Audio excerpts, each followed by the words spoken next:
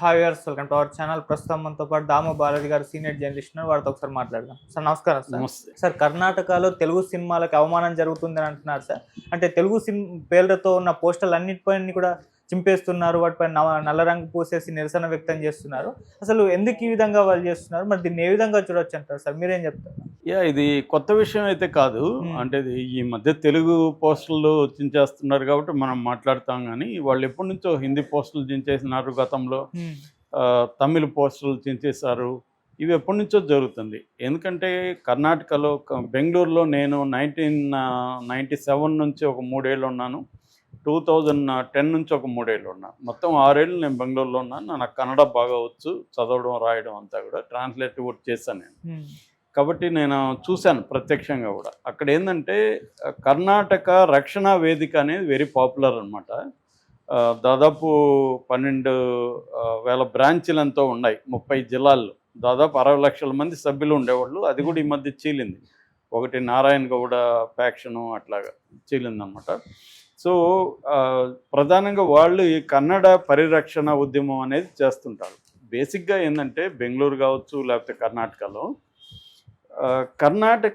కన్నడ భాష, సంస్కృతి వీటి మీద వేరే భాషల పెత్తనం అనేది బలంగా ఉంది అక్కడ. ఫర్ ఎగ్జాంపుల్ బెంగళూరులో నాన్ కన్నడిగా పాపులేషనే ఎక్కువ ఉంటుంది. సినిమాలు కూడా నాన్ కన్నడ సినిమాలే ఎక్కువ రిలీజ్ అవుతుంటాయి అక్కడ ఆయా లాంగ్వేజ్లో. అందువల్ల వాళ్ళు ఏంటంటే ప్రొటెక్షనిజం, కన్నడాన్ని కాపాడాలి అన్న ఇది అక్కడ బలంగా ఉంటుంది. అందుకనే సందుకు వీధి వీధికి కన్నడ యువకుల సంఘ బోర్డులు దర్శనమిస్తుంటాయి మనకి ఇక్కడ తెలుగు యువకుల సంఘం బోర్డు ఎక్కడ కనబడదు కదా, కానీ అక్కడ కన్నడ యువకుల సంఘ అనేది బోర్డు ఉంటుంది.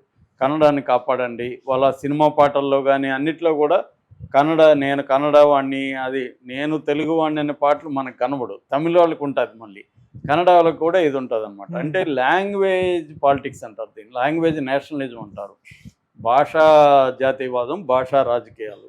సో ఈ భాషని పరిరక్షించాలి, భాషా రాజకీయాలని కాపాడుకోవాలి, కల్చర్ని కాపాడుకోవాలి అన్న ఇది ప్రొటెక్షనిజం అనేది కర్ణాటకలో ఎప్పటి నుంచో ఉంది, బెంగళూరులో కూడా ఎప్పటి నుంచో ఉంటుంది. ఈ మధ్య కూడా వాళ్ళు మొత్తం ఇంగ్లీషు బోర్డులన్నింటినీ ధ్వంసం చేసే కార్యక్రమం కూడా ఆ మధ్య ఈ కర్ణాటక రక్షణ వేదిక, కరవే అంటారు దానికి, ఇంగ్లీష్లో కేఆర్వి అంటారు.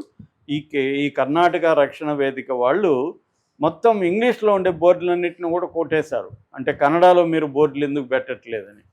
సో ఈవెన్ ఎయిర్పోర్ట్లోకి వెళ్ళి కన్నడలో కూడా అనౌన్స్మెంట్ చేయాలని ఇప్పుడు కూడా ఎయిర్పోర్ట్లో అక్కడ దేవనహల్లిలో కన్నడలో అనౌన్స్మెంట్ ఉందన్నమాట. మనకి తెలుగులో ఎయిర్పోర్ట్లలో పెద్దగా ఉండదు. సో అట్లాగా ఎక్కడెక్కడ కన్నడ లేదో అక్కడంతా కన్నడ చేయాలనేది ఒకటి. అట్లాగే యాంటీ హిందీ మూవ్మెంట్ కూడా అక్కడ బలంగా ఉంది.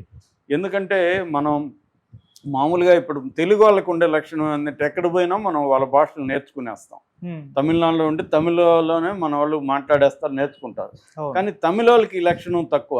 తమిళ వాళ్ళు ఇక్కడికి వస్తే తెలుగు నేర్చుకొని మాట్లాడే వాళ్ళు చాలా తక్కువ మంది ఉంటారు. ఇంకా నార్త్ వాళ్ళు అయితే అసలు తెలుగే మాట్లాడరు, నేర్చుకోవడానికి కూడా ట్రై చేయదు, 2 పదాలు కూడా రావు వాళ్ళకి. బెంగళూరులో కూడా నేను చూశాను నార్త్ వాళ్ళు.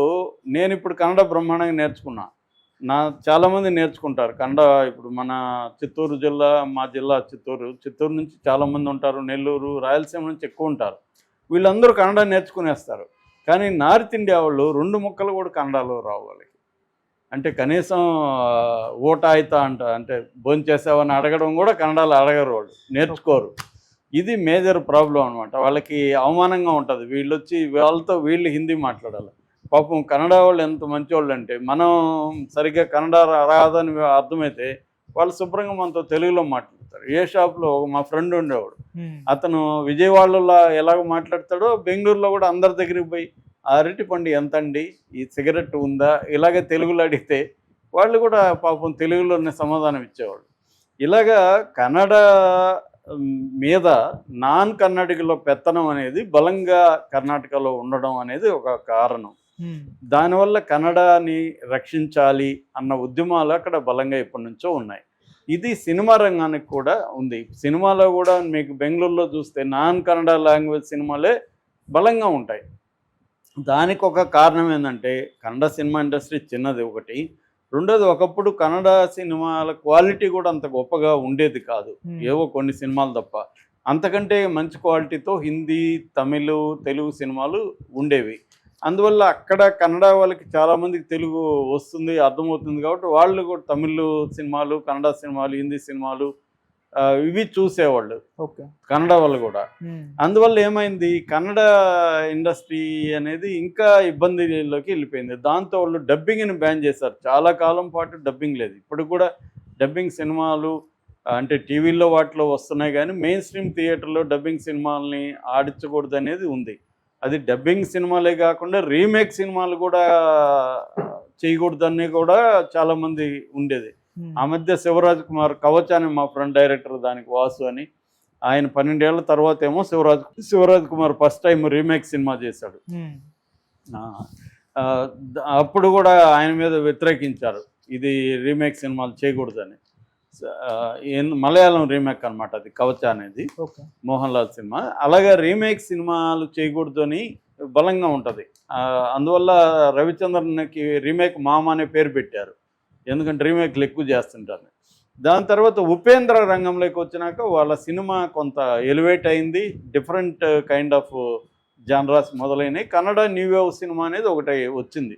తమిళ, మలయాళం తర్వాత సౌత్ ఇండియాలో కొంత డిఫరెంట్ సినిమాలు తీయడం అనేది కన్నడలో చెప్పుకోవచ్చు మనం.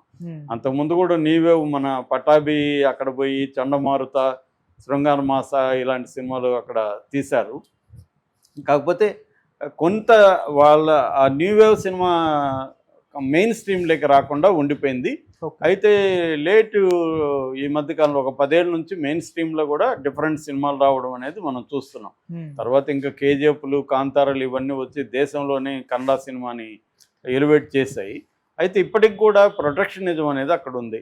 ఎందుకంటే తెలుగు పోస్టర్లు వేసుకొని ఉన్నారని చెప్పి ఇప్పుడు సంక్రాంతి సినిమాలు రిలీజ్ ఉన్నాయి కదా, ఈ డాకు మహారాజు, గేమ్ చేంజర్, ఈ పోస్టర్లు చించేయడం ఇవన్నీ మొన్న మొదలుపెట్టారు. కాకపోతే ఇది ఏదో మన తెలుగుకు వ్యతిరేకంగానే కాదు, కన్నడ వాళ్ళు అన్ని భాషలకు వ్యతిరేకంగా ఇదే పని చేస్తున్నారు. ఇక్కడేదో మన తెలుగు వాళ్ళు హర్ట్ అవ్వాల్సిన అవసరం ఏమి లేదు. మన తెలుగుకి ఏదో అన్యాయం జరిగిపోతున్నట్టు మన మీడియా చెప్తుంది, కానీ ఇక్కడ తెలుగుకి ఏం అన్యాయం జరగలేదు. వాళ్ళని మనం అర్థం చేసుకోవాలి, వాళ్ళ ప్రొటెక్షనిజాన్ని మనం అర్థం చేసుకోవాలి. ఇప్పుడు ఎందుకు ప్రొటెక్షనిజం ఉంటుంది, వాళ్ళ ఉనికికే ప్రమాదం వచ్చినప్పుడు వాళ్ళు ప్రొటెక్షనిజం అని ఉంటుంది. ఇప్పుడు ఎందుకు ట్రంప్ విదేశీ వస్తువుల ఇంపోర్ట్ల మీద నేను ట్యాక్స్లు వేస్తానని చెప్తున్నాడు, అక్కడ అమెరికాలో ఉండే మ్యానుఫ్యాక్చరింగ్ సెక్టర్ ఇబ్బంది పడుతుంది, అది రూయిన్ అయిపోతుంది అని చెప్పి ఆయన ప్రధానంగా చైనా గూడ్స్ ఎక్కువ ఉన్నాయి కాబట్టి చైనా వాళ్ళ మీద 100%, ఇటు మెక్సికో సరుకుల మీద 100%, మిగతా వాటి మీద 20%, అలాగే నేను ట్యాక్స్లు ఇంపోజ్ చేస్తానని అంటున్నాడు. That is called protectionism. అంటే వాళ్ళ దీన్ని ప్రొటెక్ట్ చేసుకోవాలంటే విదేశీ వస్తువుల్ని తగ్గించాలి. ఇదే లాజికే కర్ణాటక కూడా వర్తిస్తుంది. కల్చరల్ ప్రొటెక్షనిజం అని చెప్పచ్చు ఇది. వాళ్ళ లాంగ్వేజ్ని, వాళ్ళ కల్చర్ని ప్రొటెక్ట్ చేసుకోవడానికి. రెండోది, నువ్వు బెంగళూరులో వచ్చేసి, కర్ణాటకలో వచ్చేసి హిందీ ఇంపోజిషను, హిందీలోనే బోర్డులు ఉంటాయి, ఇంగ్లీష్లోనే బోర్డులు ఉంటాయి, కన్నడలో ఉండకపోతే ఎలాగా అన్నది వాళ్ళకి ఇది. వాళ్ళేమో ఇంగ్లీష్కి వ్యతిరేకం కాదు, కానీ వాళ్ళ లాంగ్వేజ్ని పరిరక్షించాలి, వాళ్ళ సంస్కృతిని పరిరక్షించాలి, అక్కడ స్థానికులకు ఉద్యోగాలు ఇవ్వాలి. ఇలాంటి అనేక డిమాండ్లతో నేను చెప్పిన కర్ణాటక రక్షణ వేదిక లాంటి అనేక సంస్థలు, ఇది పెద్ద సంస్థ, ఇలాంటివి చాలా ఉన్నాయి కన్నడ ప్రొటెక్షన్ కోసం ఏర్పడిన సంస్థలు. వీళ్ళు అక్కడ అనేక సంవత్సరాల నుంచి, ఇప్పుడు కన్నడ రక్షణ వేదిక నాకు తెలిసి ఎప్పటి నుంచో ఉంది, 2012 ఆ ప్రాంతంలోనే చాలా ఉద్యమాలు వీళ్ళు చేశారు. వాటాల నాగరాజ్ అని ఆయన చాలా పాపులర్ అనమాట కన్నడ ఈ రక్షణ వేదికకి సంబంధించి.